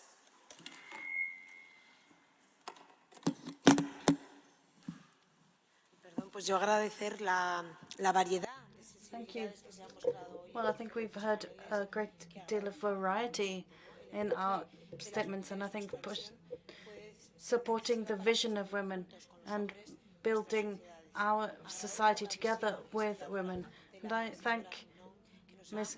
Ninon's inspiring vision when she talked about the strength and determination with which women can influence things. And that's useful in the world of business, but it's also useful in our homes and building equal opportunities for education and healthcare so that we can fulfill our full potential. We know that women-led projects are decisive, not only for women to achieve their own autonomy, but also so that entire communities can benefit from that wealth. Well, this can be achieved only if we refuse to be manipulated and if we avoid this kind of wave of a women's movement just sweeping us along, which doesn't recognize our differences and which is sort of tars everyone with the same brush, and that simply wipe out the inherent individual characteristics of people.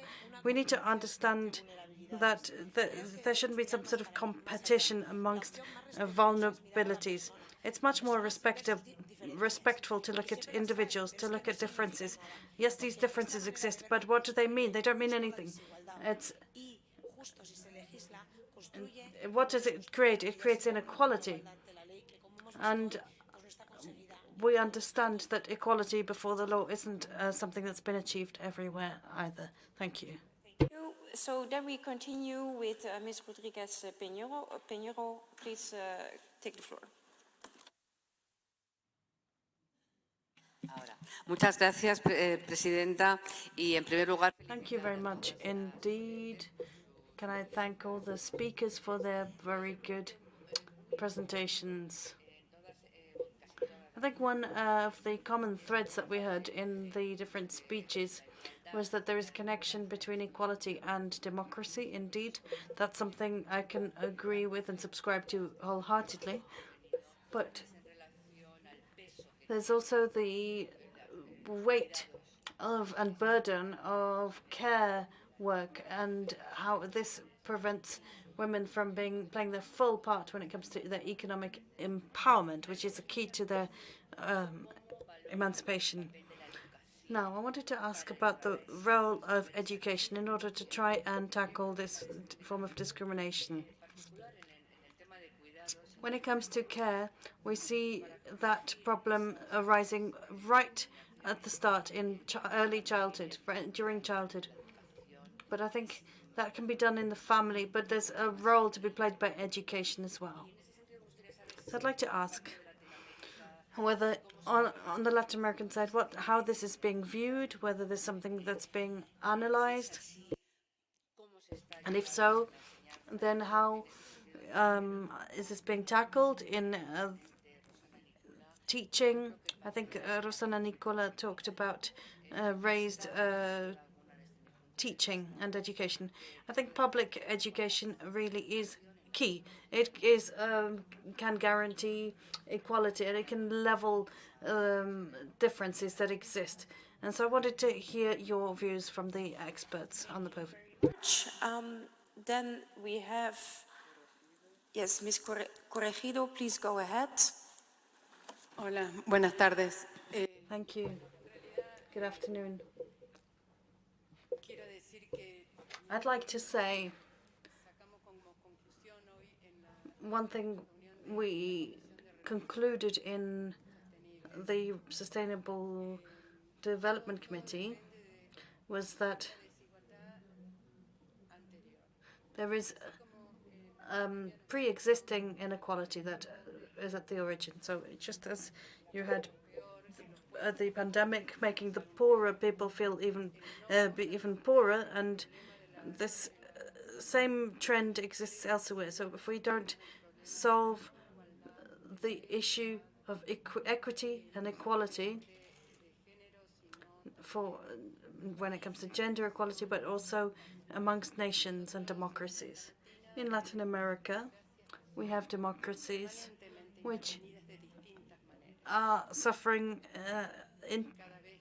interference of many different forms. You might see a popular government being elected, then you have problems arising straight away. For example, in Argentina, we have a whole number of laws that benefit women and to benefit equality. yet we still struggle. Why? Because the inequality remains. And there's different situations within the different regions of one country. And the same will happen if you compare Latin America with Europe or any other region in the world. So first, let us just deal with the problem of inequalities. Then I would like to give the floor to Ms. Leitao Marques. Please go ahead.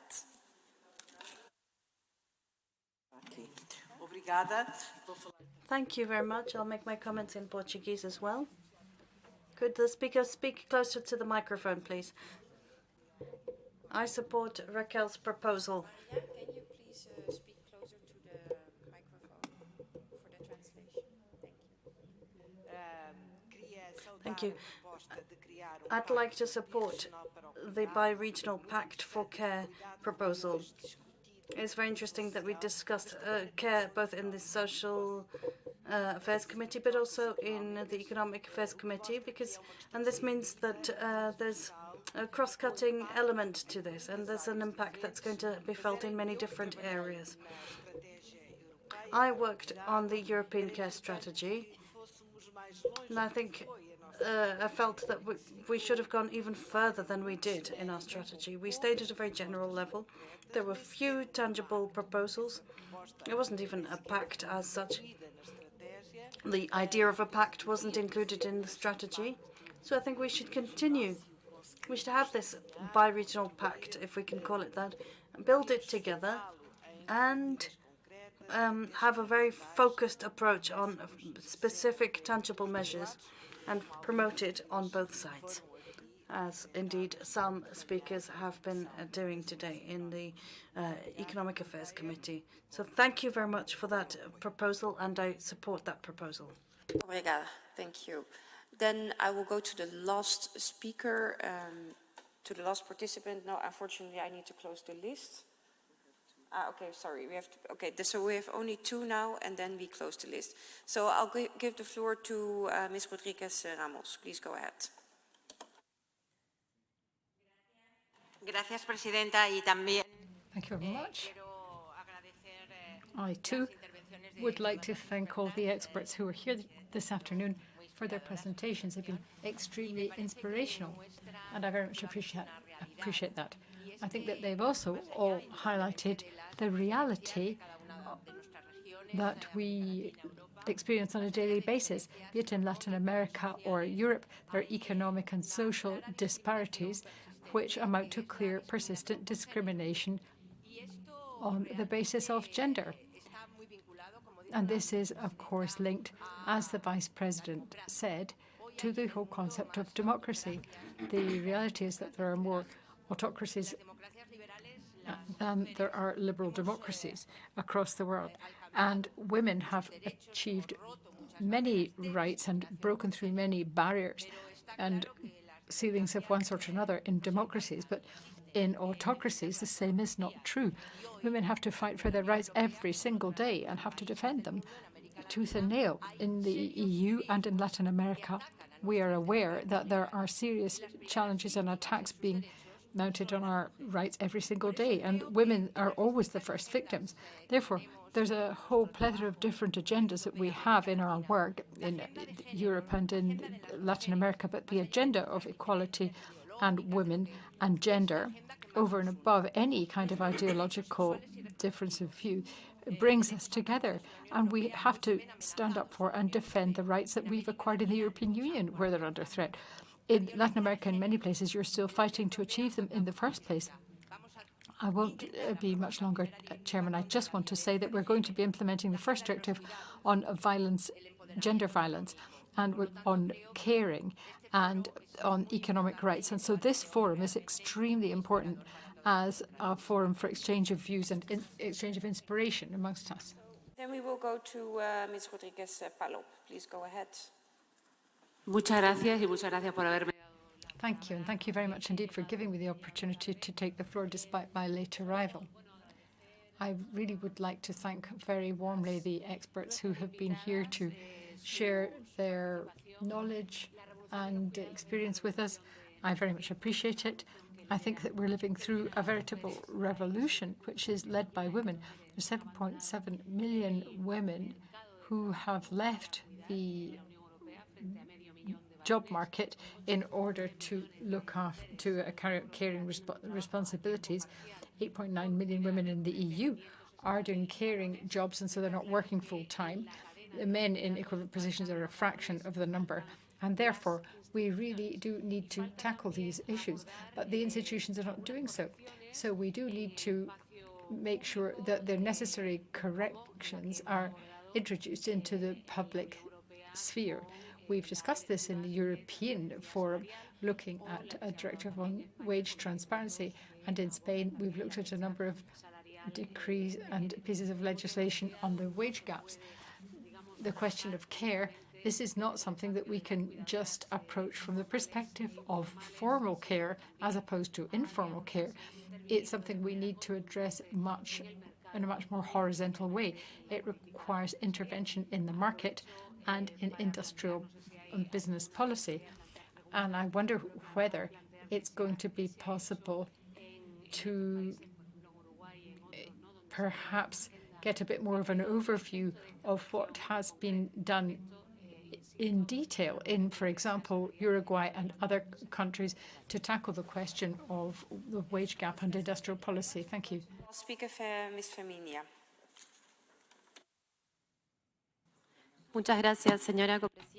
Thank you very much indeed. Thank you. First of all, of course, I'd like to thank the experts for all their very valuable and informative presentations.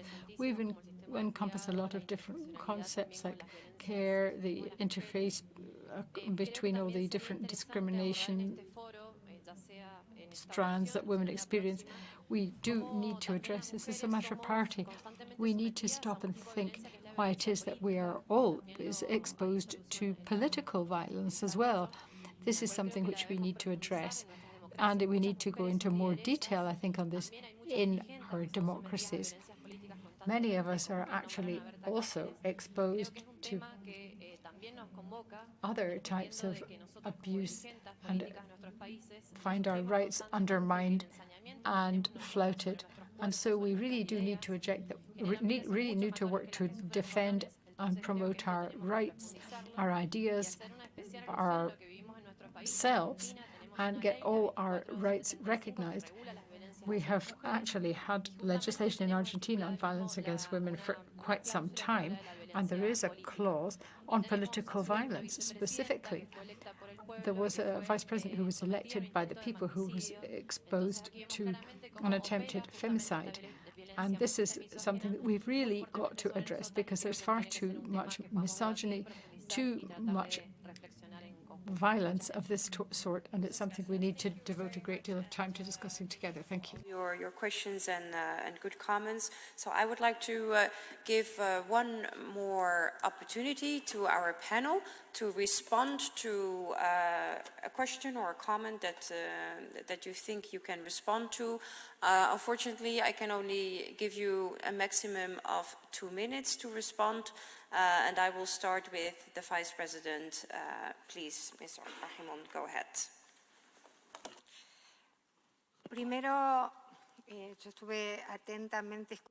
First of all, thank you very much. I've been listening very carefully to all the questions and the comments, and they're all extremely valuable. They all come back to a central concept, and I think that it is absolutely right that we address our shared concerns together. It's the only way we can do it. I think actually education is probably where we need to start. I think it is absolutely critical. I'm talking about upbringing within a family, the way a child grows up, the values that they learn at home, but I'm obviously also talking about education of a more formal sort, in the more formal education setting, when a child is in an educational institution and what they learn there and how this reinforces their understanding of acceptable behavior, what their role is in society, how they engage with society. So it's a question of trying to promote the concept of equality from the earliest of stages within family and within the more formal institutions of education and learning. In Uruguay, we have actually been aware of the need to action this for some considerable time. And we have actually been trying in the democratic institutions to address this. All the parties in power have been aware of the need to take action, but it has proven to be more difficult than one might have thought. Obviously, it's a sensitive issue to address in the education curriculum.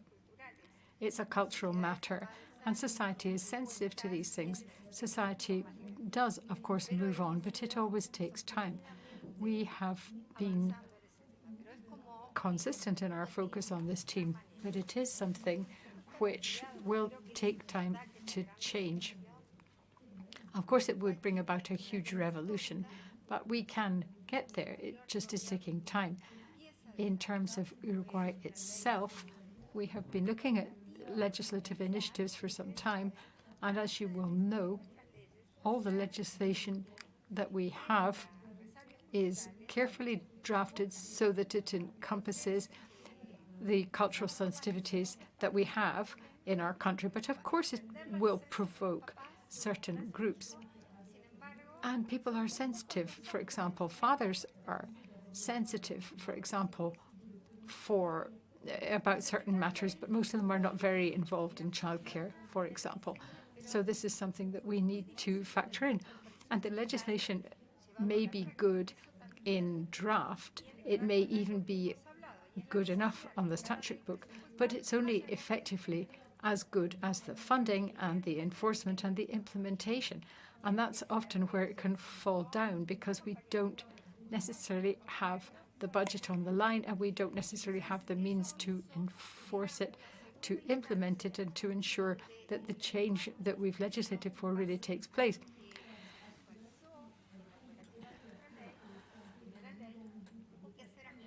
There has been a review of the initial legislation, and there have been changes proposed as a result.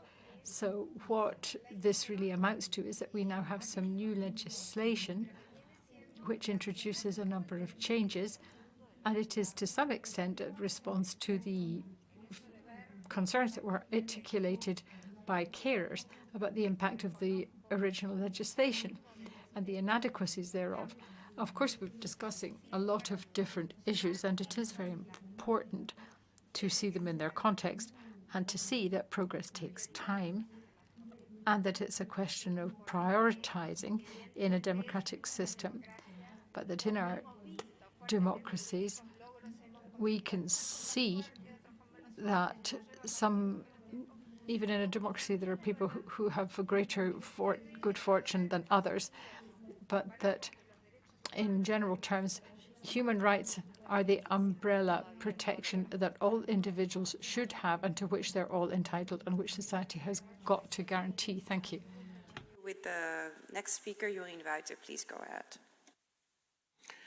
Yeah, primarily, thank you so much, Madam President, for the opportunity, and thanking the fellow panelists and audience also for their very valuable and contributions and knowledge and expertise shared.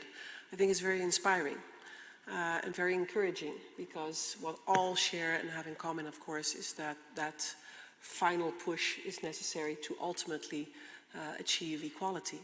The question related to democracies and intervention, yes, to free market liberal democracies, yes or no, is a very fundamental one. And of course, when you look at the Netherlands being a social and a liberal democracy predominantly in their governments, they have justified intervention on the basis of the question whether not doing anything will contribute to equality of women. And when you recognize that the answer might be that might take another 50 years not intervening, or maybe 100 years, I think that's where you have to answer that indeed public education needs to be supported through intervention.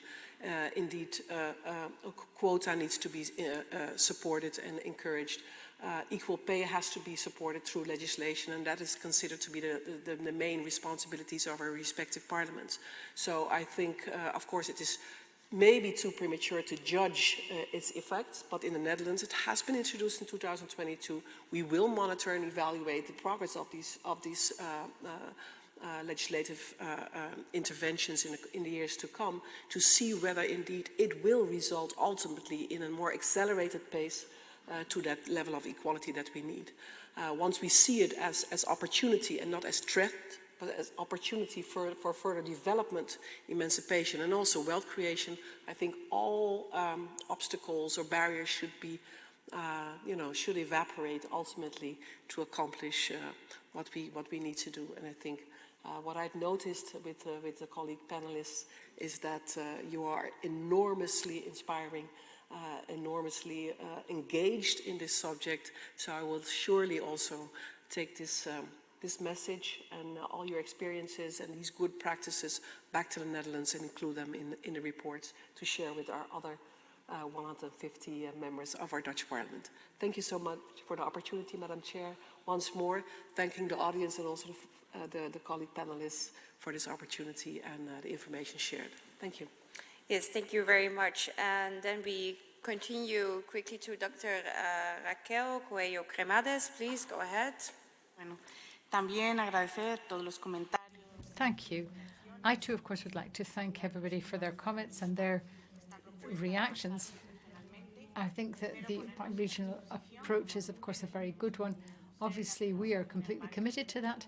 Those of us who are in Brussels, a certain amount, at least we are absolutely committed to strengthening dialogue, creating more fora for exchange of views, for working together, for developing policies on care, and for contributing to some proposals which can deliver progress.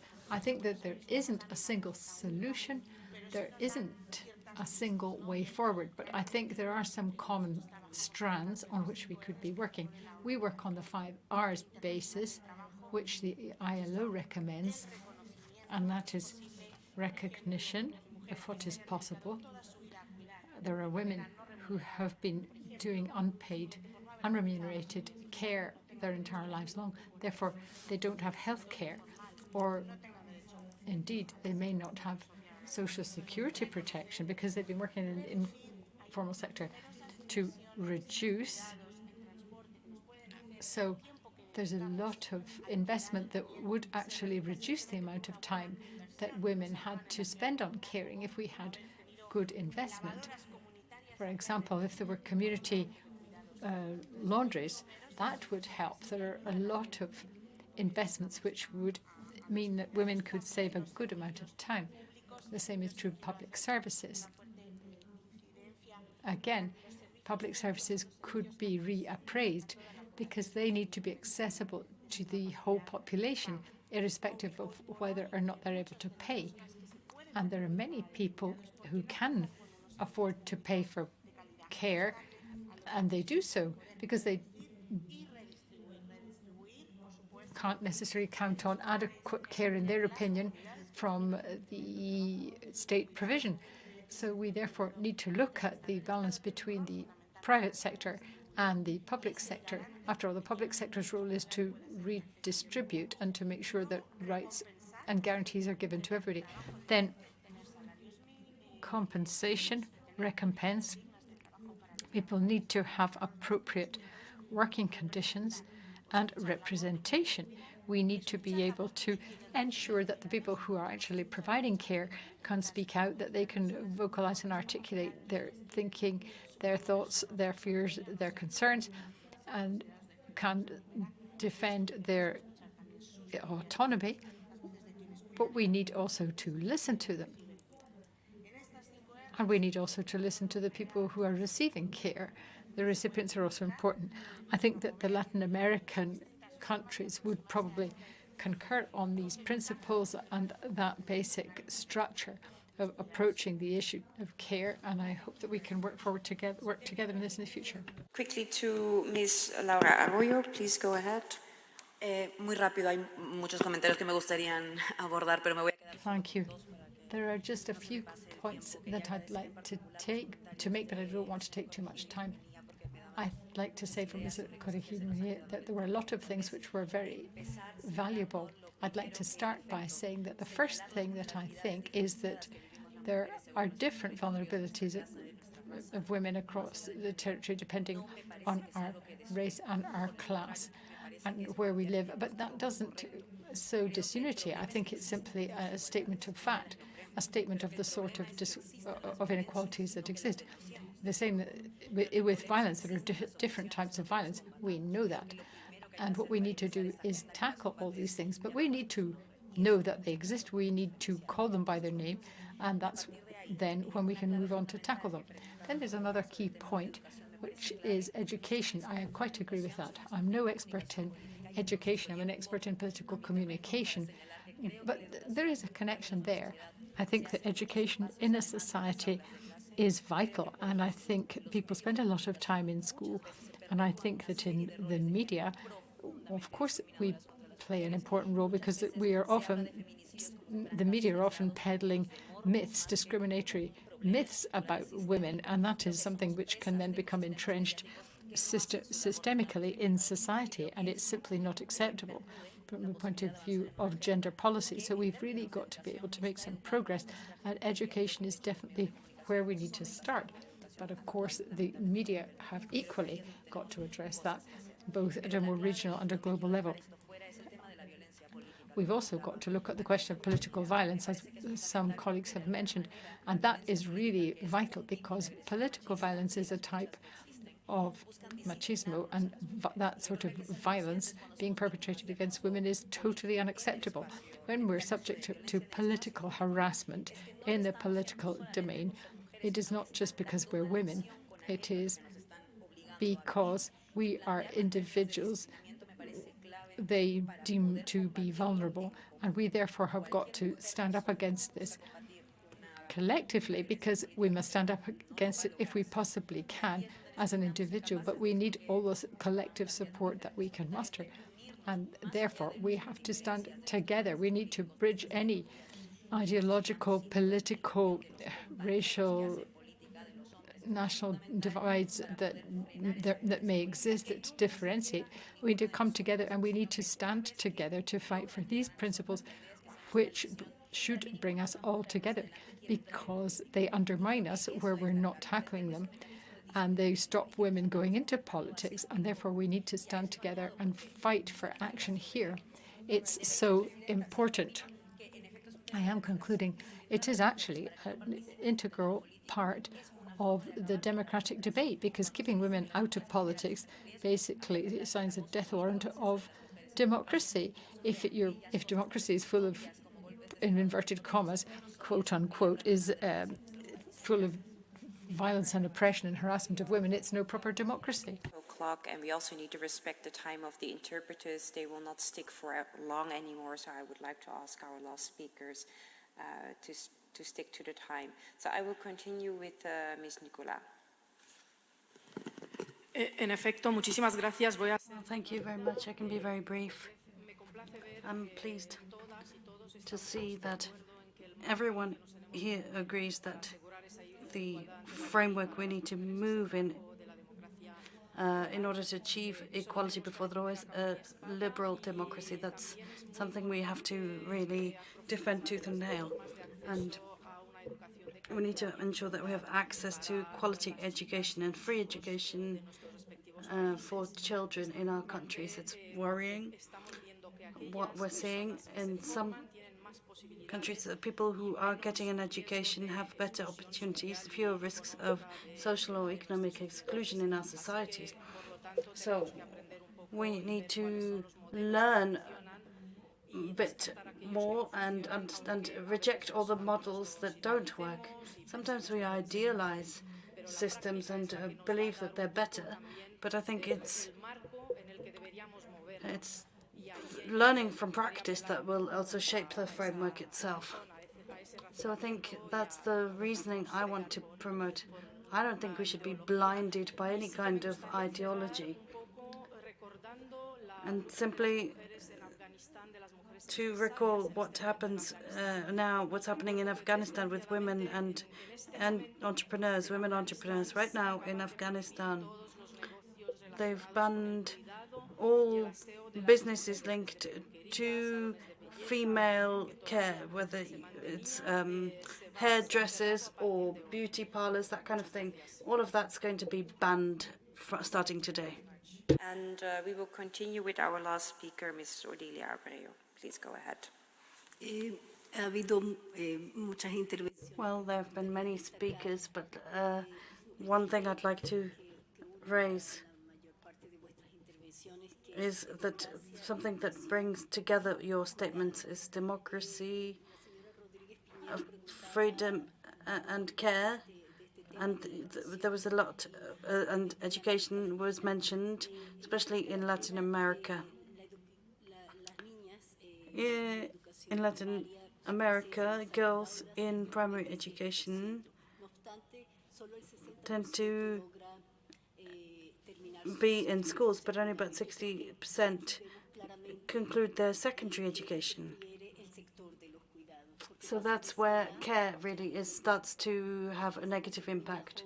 That's when these girls become able to carry out care functions. So we have to make sure that girls are heard in their classrooms, that they are given opportunities. And I think that's what happens in the classroom. That's where education is key. It's not just about guidelines, as the chairman, the vice president rightly said. It's not about having directives and rules about paternity leave or maternity leave or family allowances. If it has to be put into practice, and really practicing this is what will change things. Thank you very much. And we managed to only be 5 minutes late. I thank you to the excellent speakers for this wonderful panel. And I also thank our interpreters for giving us a couple of minutes more. So I would like to give thank you. Yes. We really appreciate that. And I would like to give the floor quickly to my co-chair to get back to the adoption of the minutes, and then then Julia will also end with the date and place of the next meeting. Gracias, Presidenta. Gracias, Raquel. Gracias, Laura. Gracias, Jorien. Thank you very much, Chairman. Thank you, President. And thank you, Raquel, and Beatriz. It's been wonderful to have you here. Aurelia, thank you for having given us all this information, all this strength. The strength to continue working on these issues that really do affect us. Now, there is a point on the minutes that were adopted for the last meeting, and that were sent out to all members of parliament. So if nobody objects, then we can approve the minutes. Do you have an objection to raise? No? You were signaling your consent. Okay. So thank you very much for that. And thank you to Vice President for being present, and to the members of parliament as well.